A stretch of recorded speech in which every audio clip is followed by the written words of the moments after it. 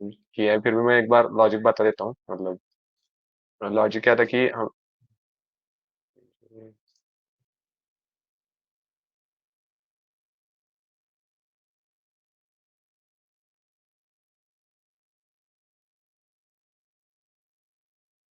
तो हमें एक कंप्लीट ग्राफ दिया है। कंप्लीट ग्राफ मतलब अगर किसी ग्राफ में n वर्टिसेस है तो उसमें n into n minus one edges होते हैं, और हमें के ऑपरेशंस करने हैं, मतलब के एजेस डिस्ट्रॉय करने हैं, सो दैट कि हम एज वन से, मतलब पॉइंट वन सपोज अगर ये है, तो वन पॉइंट से हम कम से कम दूसरे पॉइंट्स पे जा पाए, और इस प्रकार से हमें के एजेस को डिस्ट्रॉय करना है।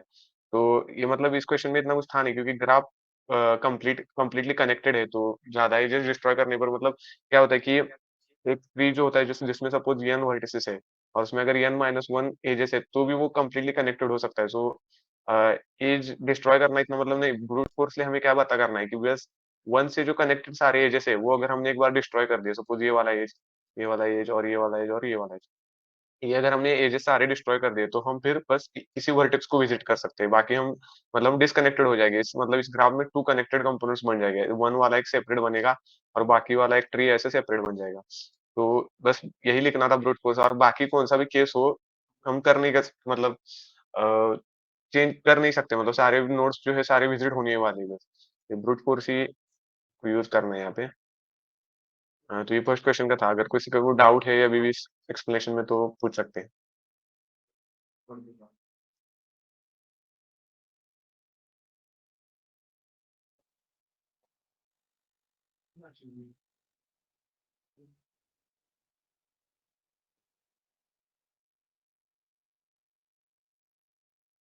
हाँ, तो मैं एक बार इम्प्लीमेंटेशन इम्प्लीमेंटेशन दिखाता हूँ।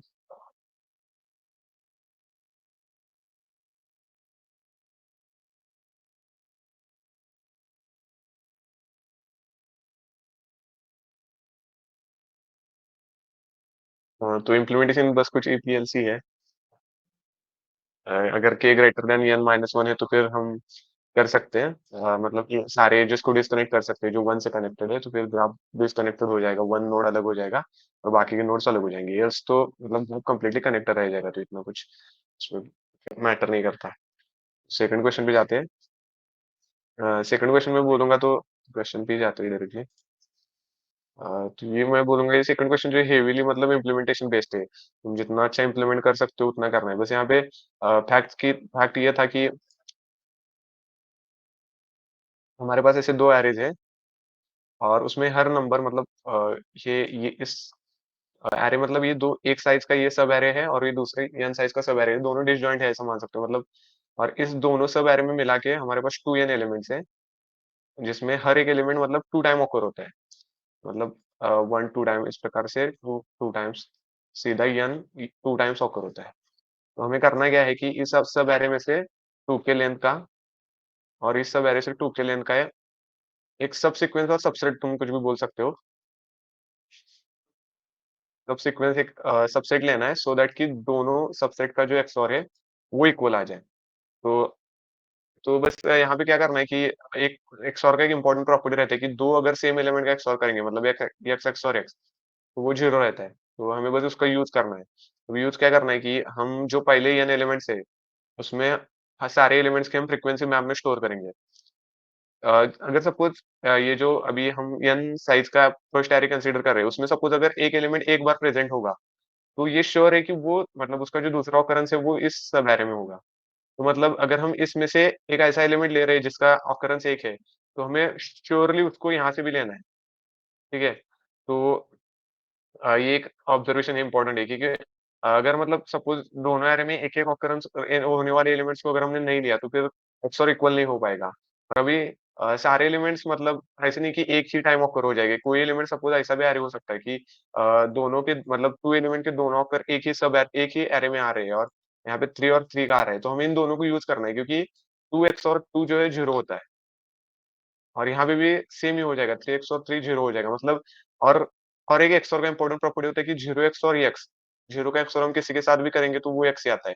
तो ये दो एलिमेंट सेम लेने से हमारा आंसर कुछ चेंज नहीं हो रहा है। तो बस आंसर डिपेंड करता है कि तुम कितने पेयर ले रहे हो जिसका सेम है, और कितना डिस्टिंक्ट एलिमेंट ले रहे हो, मतलब जिसका ऑकरेंस वन ही है। तो ऑकरेंस वन वाले एलिमेंट तो हमें कॉमन एलिमेंट जो है तो दोनों साइड से लेने ही है, और बस बाकी बचे हुए एलिमेंट जो एलिमेंट डिफरेंट रहने वाले हैं, उनके 2-2 ऑकरेंस हमें एक-एक पार्ट्स लेने हैं। तो मैं कोड दिखाता हूँ, मैंने बहुत मतलब हेवी इम्प्लीमेंटेशन किया है।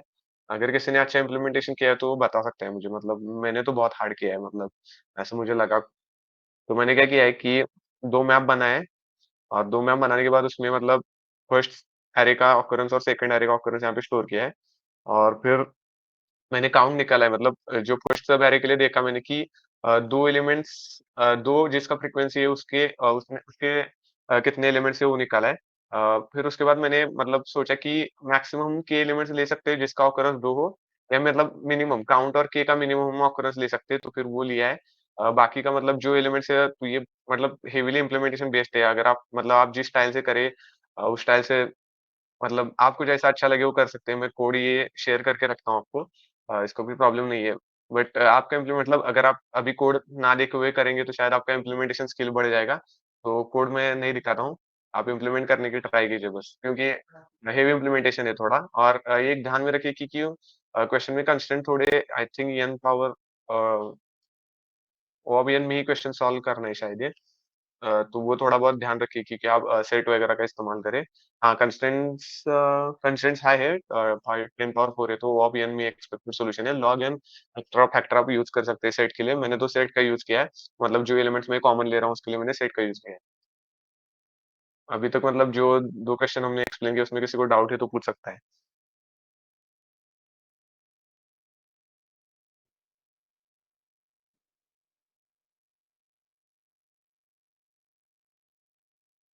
तो अभी थर्ड क्वेश्चन देखते हैं।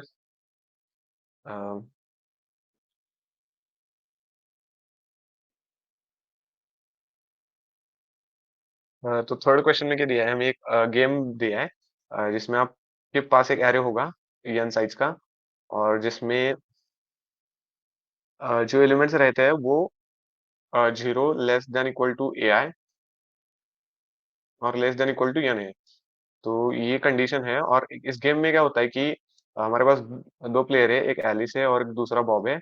तो एलिस क्या करता है, एक एलिमेंट पिक करता है और वो इस एरे में से डिलीट करता है, और उसका एक खुद का एक सी एरे है, उसमें वो इस एलिमेंट को ऐड करता है। सपोज एलिस ने फर्स्ट एक्स एलिमेंट डिलीट किया है, तो अपने सी में वो एक्स एलिमेंट ऐड करेगा।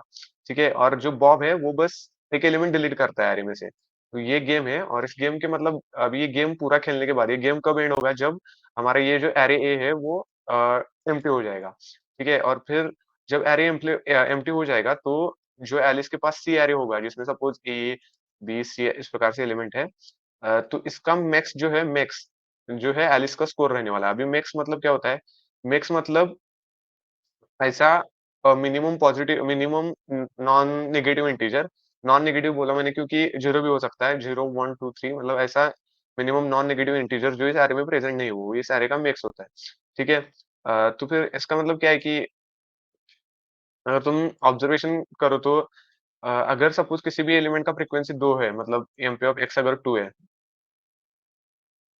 तो मतलब 2 किसी भी राउंड्स में ना, एक एक राउंड में एलिसिस एक्स को ले लेगा और दूसरे राउंड में एक बॉब इसको एक्स को ले लेगा। तो अगर आपकी किसी भी एलिमेंट की फ्रीक्वेंसी 2 है ना, तो वो मैटर नहीं करता कि कौन ले रहा है। मतलब बस वो तो किसी भी प्रकार से डिस्ट्रीब्यूट हो जाएगा दोनों में, तो वो तो मिक्स नहीं हो सकता। अभी ये एक्स वैल्यू मिक्स नहीं हो सकती। ठीक है? और अगर कोई एलिमेंट अगर ऐरे में प्रेजेंट ही नहीं है, ठीक है? तो श्योर शॉट वही मिक्स है। क्योंकि एलिमेंट प्रेजेंट ही नहीं है, तो वो कोई ले नहीं पाएगा। और उसके अगले मतलब उसके जो पीछे सारे एलिमेंट्स हैं, मतलब 0 से लेस देन एक्स माइनस 1, वो हम चेक कर चुके होंगे। और यहाँ पे एक कंस्ट्रेंट ऐसा भी दिया है क्योंकि अ, जो हमारा एआरआर ऑफ आई है ना, वो लेस देन n है, तो फिर हम डायरेक्टली एआरआर ऑफ आई के सारे मतलब वैल्यूज पर लूप कर सकते हैं। ठीक है, मतलब 0 से हम लूप एक शुरू करेंगे जो कि n तक जाएगा, और उसपे हम सिर्फ चेक करेंगे कि ऑकरेंस क्या है, मतलब ऑकरेंस हमने मैप में स्टोर करके रखा होगा, तो उससे बस ऑकरेंस चेक करेंगे। तो अभी इंटरेस्टिंग फैक्ट क्या है इस पूरे क्वेश्चन का, एक तो फ्रीक्वेंसी 0 हो तो आंसर वही है, वो तो फिक्स है।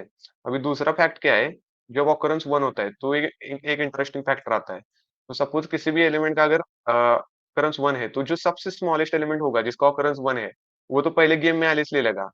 क्योंकि उसको अपना मैक्स बढ़ाना है। बाकी के एलिमेंट्स तो 2 टाइम्स प्रेज़ेंट होंगे, मतलब जैसे हमने चेक करके आए 0 से, 0 का ऑकरेंस 2 टाइम है, 1 का ऑकरेंस 2 टाइम है, वो तो डिस्ट्रीब्यूट हो जाएँगे, लेकिन ऐसे स्मॉलेस्ट इंटीजर जिसका ऑकरेंस 1 है, वो फर्स्ट टाइम एलिस ले लेगा क्योंकि उसको अपना मैक्स बढ़ाना है, ठीक है? तो वो एलिस ले लेगा, लेकिन जो सेकंड टाइम एक ऐसा एलिमेंट आएगा जिसका ऑकरेंस 1 होगा, सपोज़ ए वाला जो एलिमेंट है जिसका ऑकरेंस 1 आता है, वो एलिस ले लेगा, ठीक है? और एक नेक्स्ट टाइम एक एलिमेंट है बी जिसका ऑकरेंस 1 आया है। तो बॉब क्या करेगा, बॉब को ऑप्टिमली खेलना है, तो बॉब को क्या करना है कि इसका एलिस का जो स्कोर है वो रिड्यूस करना है। तो जो एलिमेंट का ऑकरेंस 1 आया है, जो सेकंड टाइम प्रेजेंट है, मतलब सेकंड मिनिमम इंटीजर है वो, तो वो एलिमेंट बॉब ले लेगा। किसी भी कौन-सा भी एलिमेंट लेने से पहले वो यही एलिमेंट ले लेगा। क्योंकि उसको पता होगा कि अगर मैंने ये एलिमेंट ले लिया तो मैक्स तो ये होने वाला है। इससे ज़्यादा मैक्स वो नहीं बना सकता, ठीक है? तो बस यही है, ग्रीडी एक ऑब्जर्वेशन है कि अगर मैक्स 1 है तो आपको सेकंड एलिमेंट विथ फ्रीक्वेंसी 1 निकालना है बस। तो कोड तो बहुत मतलब इसका ईज़ी है, कोड में कुछ करना ही नहीं है, बस आपको एक मैप लेना है। एक मैप लेना है आपको, पहले ये सब इनपुट लिया है, मैप एक लेना है, फिर मैप में आपको एरे के एलिमेंट्स का फ्रीक्वेंसी इंक्रीमेंट करना है, और ये फर्स्ट टर्म मतलब एक -1 इनिशियलाइज़ करने के लिए रखा है, तो फिर मैं i इक्वल टू 0 से n तक अभी ट्रैवर्स करूँगा, और अगर किसी एलिमेंट का फ्रीक्वेंसी 0 है तो फिक्स है कि वही मतलब मतलब वही मैक्स आने वाला है, तो वो बस रिटर्न कर दीजिए।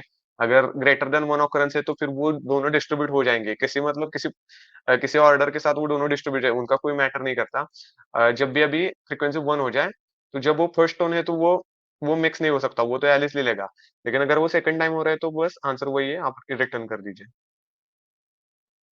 ठीक है, तो ये क्वेश्चन मैंने सॉल्व किए। अगले क्वेश्चन का अगर मतलब अगले क्वेश्चन थोड़े बहुत मतलब अगले क्वेश्चन जो है बहुत हार्ड थे आई गेस, मतलब कोई ज़्यादा लोग सॉल्व नहीं कर पाए।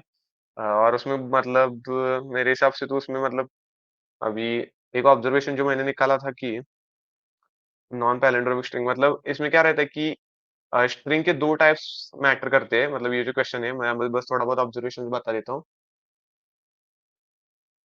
बस ऑब्जर्वेशन ये है कि एक स्ट्रिंग ऐसी मतलब जिसमें सारे कैरेक्टर सेम है, ये स्ट्रिंग एक मैटर करती है, और ऐसी स्ट्रिंग जिसमें कैरेक्टर्स ऐसे रिपीट हो रहे हैं, A B A B A B, ये वाली स्ट्रिंग मैटर करती है बस। ठीक है, तो ये बस ऑब्जर्वेशन था मेरा, वो तो लेकिन हाईली ऑप्टिमाइज करना पड़ रहा है, इसलिए मैंने कोड लिखा नहीं। ठीक है, फिर मैंने तो इतनी ही प्रॉब्लम की है। अगर किसी को कोई मतलब इससे कॉन्टेस्ट के बाहर के भी कुछ डाउट है तो पूछ सकते हो तुम लोग।